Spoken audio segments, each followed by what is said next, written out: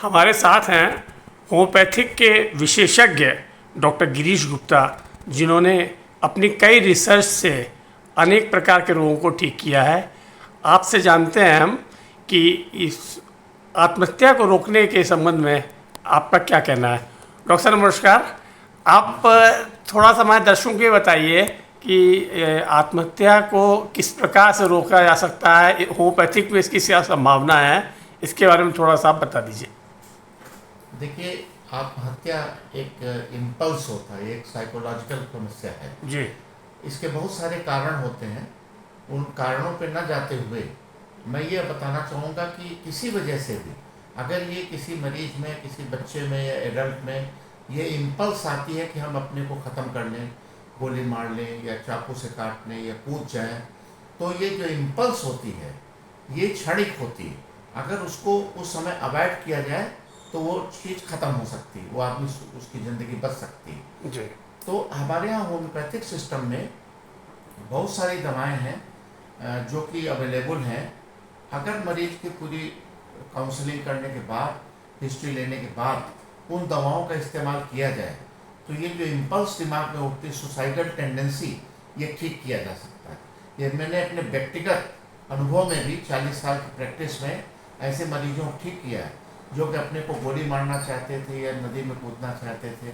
ऐसे मरीजों को मैंने खुद ठीक किया है जो कि बाद में खुद अपने ऊपर हंसते कि अरे मुझे तो इस तरह का इम्पल्स आता था। तो ये मेरा सुझाव है समाज को कि अगर इस तरह के किसी मरीज में ये टेंडेंसी पाएँ तो आप किसी क्वालिफाइड कुशल होम्योपैथिक चिकित्सक से राय लें तो वो टेंडेंसी ख़त्म की जा सकती है। इसके साथ साथ साइकोलॉजिकल जो काउंसलिंग होती है, थेरेपीज होती हैं, वो भी साथ साथ चलनी चाहिए, लेकिन होम्योपैथिक मेडिसिन का इसमें बहुत ज़बरदस्त है। धन्यवाद डॉक्टर साहब। मनोचिकित्सा विषय से एमडी करने वाले होम्योपैथिक विशेषज्ञ डॉक्टर गौरांग का इस विषय में क्या कहना है, आइए आपसे जानते हैं। डॉक्टर साहब बताइए आप थोड़ा सा इसके बारे में, आत्महत्या की प्रवृत्ति जो आती है लोगों में, उसके बारे में कुछ बताइए। सुसाइड या कह लीजिए सुसाइडल टेंडेंसी, ये कोई अचानक होने वाली घटना नहीं है। इसके पीछे बहुत बड़ी भूमिका होती है और पीछे महीनों का या सालों का पूरा बैकग्राउंड होता है कि उसके कारण होते हैं, किस वजह से आदमी परेशान होता है, और स्टेजेस होती हैं। पहले आदमी जो है कुछ परेशान रहता है, लगातार परेशान रहते रहते फिर वो और परेशान होता जाता है, फिर डिप्रेस हो जाता है, फिर प्रॉपर उसको डिप्रेशन बीमारी हो जाती है, फिर मेजर डिप्रेशन में चला जाता है।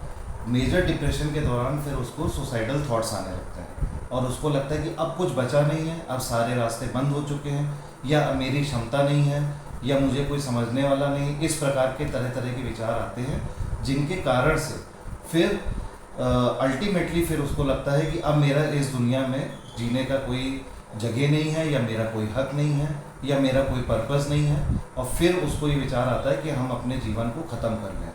वो बात अलग है कि जब इतनी भूमिका बन जाती है, फिर अचानक से जिसको इम्पल्स आता है तो लोग तरह तरह की तरीके अपना के और अपने जीवन को समाप्त कर लेते हैं। होम्योपैथी का जो मेजर रोल है, जो असली रोल है, वो जो ये शुरुआती 98% है, जो पूरी कहानी है, जो पूरी भूमिका है सुसाइड के पीछे की, इस पूरे में होम्योपैथी का रोल ही रोल है।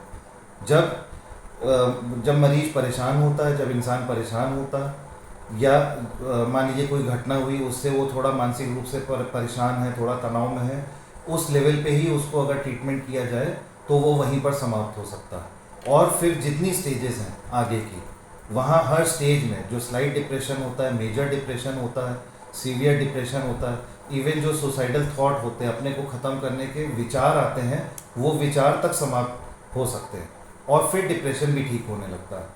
तो जहाँ इम्पल्स की बात आती कि एक जो अचानक क्षणिक जो इम्पल्स आती है, वहाँ तक बात ही नहीं पहुँचती, और जब वहाँ तक बात ही नहीं पहुँचती सुसाइड तो कोसों दूर वाली बात हो जाती। डिप्रेशन की ही जो शुरुआत होती है, वहीं पर उसको चेक किया जा सकता है। बहुत बहुत धन्यवाद।